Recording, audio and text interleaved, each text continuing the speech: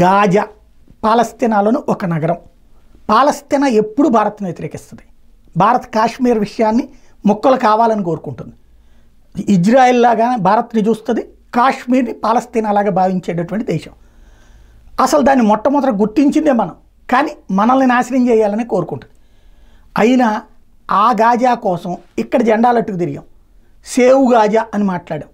చేసింది గాజా నుంచి వెళ్ళిన వాళ్ళు అక్కడ ఉన్నటువంటి ఇజ్రాయెల్ వాళ్ళని చంపి ఆ పైన కిడ్నాపులు చేసి తీసుకొస్తే అదంతా పక్కన పెట్టి గాజా మీద ఇజ్రాయెల్ దాడి చేయడానికి తప్పుపట్టాం.